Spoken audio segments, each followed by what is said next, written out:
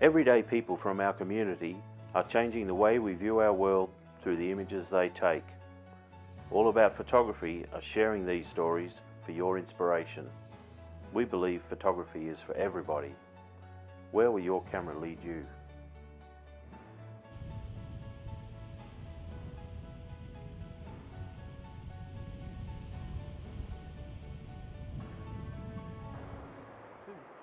Hi, I'm David Shipton and I'm a morning person. Each morning is unique, like a fingerprint, and I'm committed to taking a photo of the sunrise each day.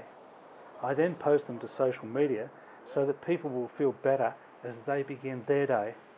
And in recognising the beauty, I hope that they will be inspired to help keep the environment clean and that we might be able to leave the planet in better shape than when we found it. The weather is such a vital component in choosing where I'm going to go each morning. So the night before, I'll check the weather, mainly for wind, but also for the tide. I'm committed to taking a photo every morning and nothing is going to stop me. But despite checking all of the things the night before, one of the absolute joys for me is to turn up and see what Mother Nature is going to provide for me. For that reason, I always take time to get down there and absorb what I'm seeing long before I even pick up a camera.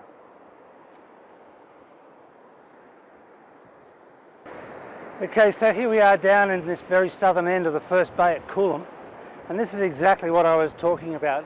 We've got not a strong but a persistent southeasterly that's going to ruin anything if we wanted to look back and get a larger perspective.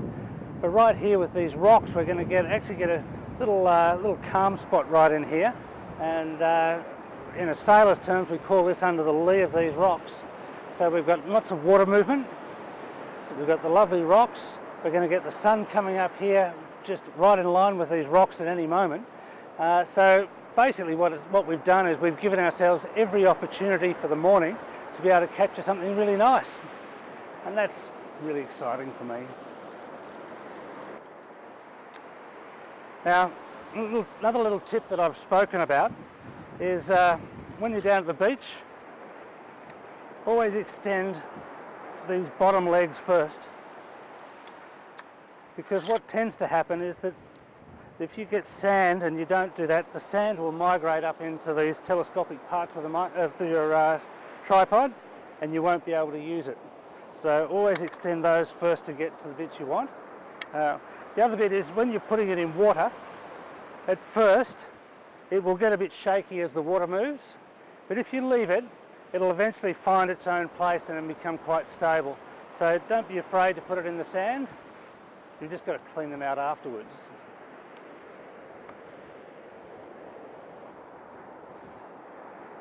I've just noticed something.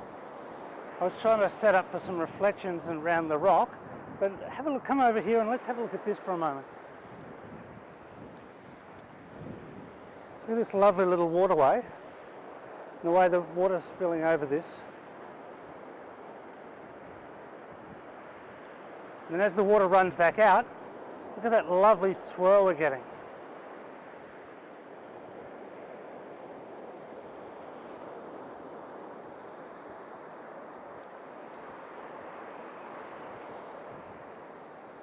And that is the sort of thing that I like to use that draws the eye out to where the sun is and will also just make your photo, give it some interest and give it some direction, because we want to draw the eye from here and take it out to the light.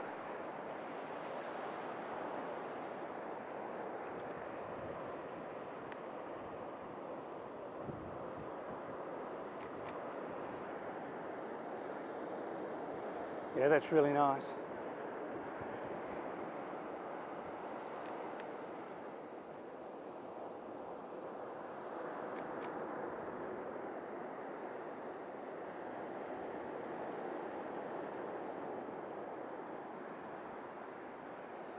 What I've done at this point is, because that water's moving and I want to capture some of that water movement, what I've done is I've left my shutter speed on the longest possible shutter speed that the light is going to allow me, so that I can get more chance to get a little bit of the blurring of the water.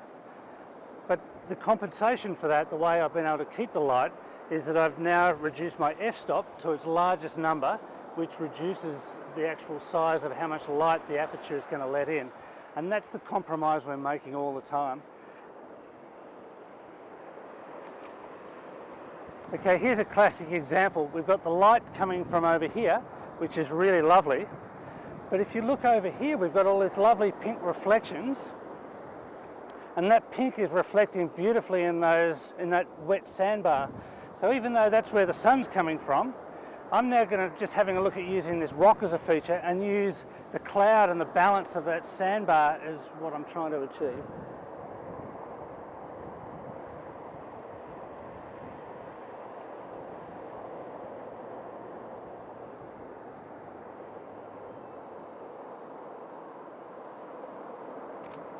See, look at that, that's beautiful, beautiful light.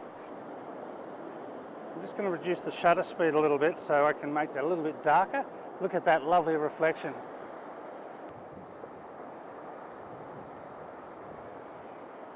Now what I'm going to do here as well is, we're starting to get enough light, so I'm going to just have an experiment. I've got some nice shots there, so I am going to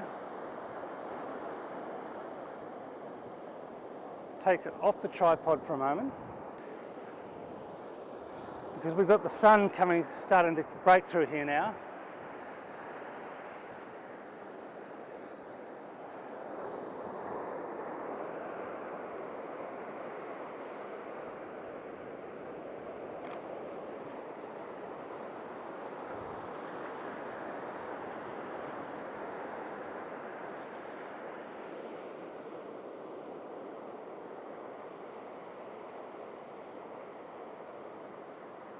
Now, part of this is really lovely, but I don't like this bit, and this bit's now in focus. So what I'm doing is I'm actually zooming in just to get what I want, which is the yellow, the rock, the lovely glow of the sand, and then the direct sunrise behind. This bit is all a bit flat.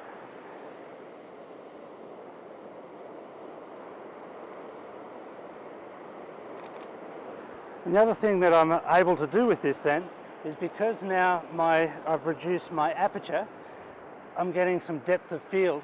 So by using the focus as well, I'm able to focus on the rock, this rock here in front of me, but those larger rocks are going to be darker, but they're slightly out of focus. So we know that that's not what I'm focusing on. We're focusing on that light, the rock, and the sun coming up.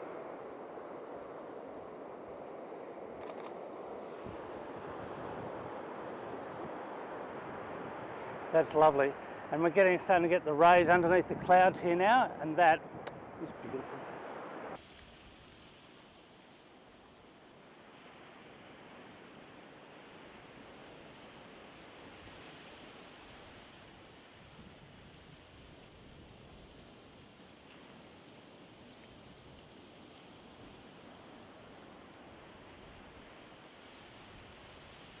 Okay, in a blink of an eye, the sun's now up and the colour's coming into other places, and it's time for me to go and do some other stuff. So that's my time on the beach. Thanks for joining me this morning.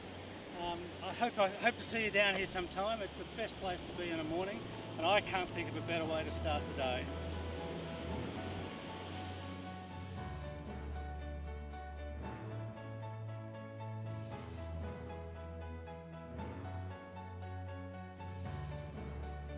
If this video has inspired you, we'd love you to share your visions in the comments below.